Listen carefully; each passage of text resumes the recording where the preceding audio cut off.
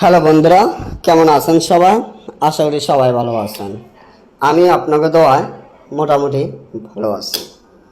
আজকে আপনাদের মাধ্যমে যে বিষয়টা নিয়ে উপস্থিত হলাম সেটি হলো বীর্য বশীকরণ কবচ।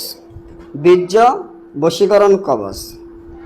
যারা বলেন দাদা একটি বীর্য বশীকরণ কবচ দেন, তাদের ক্ষেত্রে আজকে আমি এই কবচটি নিয়ে উপস্থিত হলাম।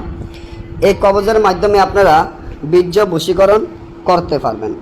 আবার অনেকে বলেন দাদা বীর্য বশীকরণ অর্থ কী বা বীর্য বশীকরণ কবচ অর্থ কী? বীর্য বশীকরণ কবচটি অর্থ হলো, যেমন আপনি যে সুন্দরী মেয়ের প্রেমে গুড়গুড় করতে আছেন এবং যে সুন্দরী মেয়ের জন্য পাগল হয়ে গেছেন, সুন্দরী মেয়েটি যদি আপনাকে পাত্তা না দেয় আর আপনি যদি তার প্রেমে দেওয়ানা অস্থির হয়ে থাকেন, তাহলে এই কবচটি আপনার জন্য। এই কবচটি আপনার হলে আপনি কিভাবে কাজ করবেন আর কিভাবে এই বশীকরণের কাজ করতে পারবেন? এই বশীকরণের কাজ করতে গেলে সর্বপ্রথম আপনি এই নকশাটি আপনি নিজে সামান্য বীর্য নেবেন এবং জাফরান কালির সাথে একত্র করতে হবে।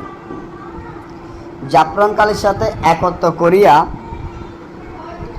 এটা যে কোনো দিন করতে পারবেন এবং যে কোনো মেয়ের জন্য করতে পারবেন। যে মেয়ে আপনাকে পাত্তা দিচ্ছে না, যে মেয়ের জন্য আপনি অস্থির হয়ে গেছেন, যে মেয়ের জন্য আপনি দেওয়ানা হয়ে গেছেন, ওই মেয়েটির জন্য এই কবচটি করবেন।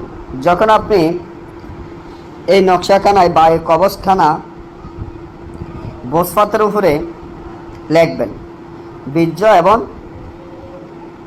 আপনার নিজের বীর্য এবং জাফরান কালি একত্র করবেন। লেখার পরে লেখনের সময় আপনার উদ্দেশ্য থাকতে হবে বন্ধুরা ওই মেয়েটির দিকে, অর্থাৎ আপনি যে মেয়ের জন্য এতদিন অস্থির দেওয়ানা পাগল হয়ে গেছেন, ওই মেয়েটিকে আপনি সারাক্ষণ কল্পনা করতে হবে। সারাক্ষণ কল্পনা করিয়া মেয়েটিকে জন্য এই কবচটি আপনি কিভাবে ব্যবহার করবেন, তখনই আপনি এই কবচখানা দিয়া কাজ করিবেন। যখন মেয়ের নাম, মেয়ের মায়ের নাম, আপনার নাম, আপনার পিতার নাম কবচের নিচে সুন্দর করে লিখলেন। লেখার পরে এখন এই কবচটি কী করবেন? যে মেয়েটির জন্য এতদিন অপেক্ষা করছেন বা দেওয়ানা পাগল হয়ে গেছেন এবং ওই মেয়েটির সাথে যেটা করতে চান আপনি, তখন কবরস্থানে উলঙ্গ অবস্থান রাত 12টা একা নিজপশনে যাইয়া গেড়ে আসবেন। আসতে আপনার উদ্দেশ্য বলে আসবেন, দেখবেন সাথে সাথে রেজাল্ট পাবেন। না বুঝলে যোগাযোগ করবেন যে কোনো কাজের যে কোনো প্রয়োজনে। ভালো থাকবেন, ধন্যবাদ।